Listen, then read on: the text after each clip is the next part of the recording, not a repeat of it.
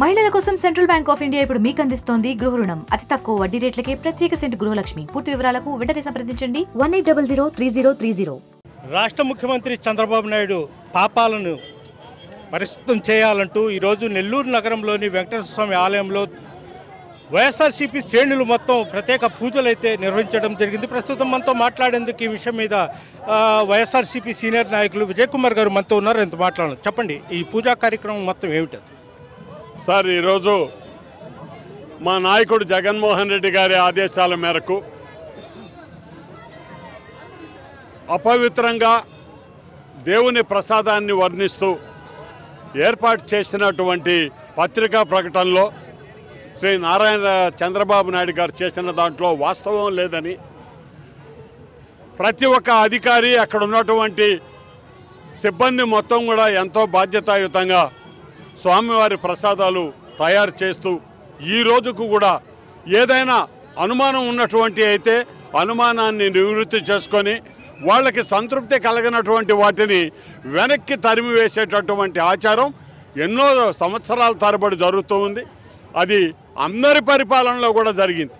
మరి ఈరోజు కల్తీ లేనటువంటి వస్తువులతో టీటీడీ ఉద్యోగులు తయారు చేసినటువంటి ప్రసాదాల్ని కల్తీ ఉన్నాయని చెప్పి ఆధారరహితంగా ముఖ్యమంత్రి స్థానంలో ఉన్నటువంటి వ్యక్తి మాట్లాడటం సమంజసం కాదు.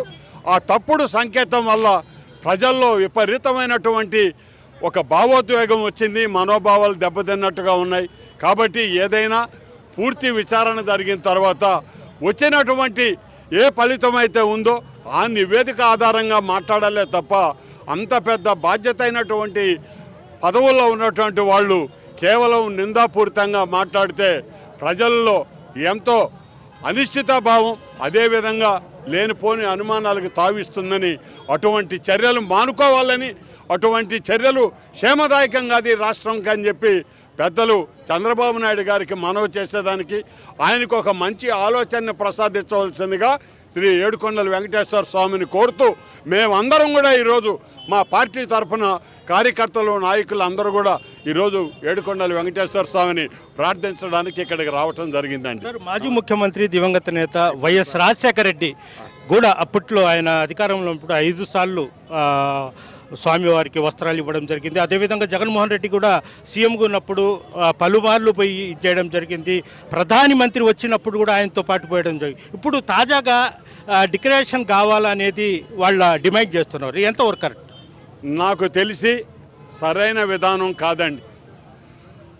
భగవంతుడు అనేవాడు ఉండేదే అతన్ని నమ్మినటువంటి ప్రజలకు దర్శనం ఇవ్వడానికి, ఏదైనా మన బాధలు ఉంటే అతనితో చెప్పుకోవడానికి ఆ ప్రాంతాలకు వెళ్తాం. నమ్మిన వాళ్ళే అక్కడికి వస్తారు తప్ప ఆయన్ని విమర్శించే వాళ్ళు ఎవరు ఆ దేవుడి స్థానానికి రారు. ఎందుకంటే ఎవరి బలవంతం లేదండి, స్వచ్ఛందంగా వాళ్ళ మనసుకు రావాలనిపిస్తే వచ్చారు. ఇదిగోండి మా ఖలీల్ బాయ్ వచ్చాడు, ఆయన కులరీత్యా ముస్లిం అండి, మనం హిందువులం. ఆయన రాలేదా? ఈరోజు ప్రసాదం తీసుకోలేదా? మాతో పాటే గోవిందా అని అనలేదా? మరి ఇటువంటి భావోద్వేగాలకు గురి చేసేటటువంటి ఆలోచనలు ఎవరు చేసినా కూడా పొరపాటని నా ఉద్దేశం. Okay, thank you sir. ఇది చంద్రబాబు నాయుడు చేపడుతున్న పాపాలను ప్రక్షాళన చేయాలంటే ఈరోజు వైఎస్ఆర్సీపీ నాయకులు మొత్తం వెంకటేశ్వర స్వామి ఆలయంలో ప్రత్యేక పూజలు నిర్వహించాము. ఆ పాపాలు ఆ స్వామి చూసుకుంటాడని కూడా విజయ్ కుమార్ చెప్తున్నారు. వీడియో ప్రదీప్తో గయాజ్, RTV నెల్లూరు నుంచి. మరిన్ని వీడియోస్ కోసం ఛానల్ సబ్స్క్రైబ్ చేయండి, లేటెస్ట్ అప్డేట్స్ కోసం వాట్సాప్ ఛానల్ ఫాలో చేయండి అండ్ లింక్ డిస్క్రిప్షన్ లో ఉంది.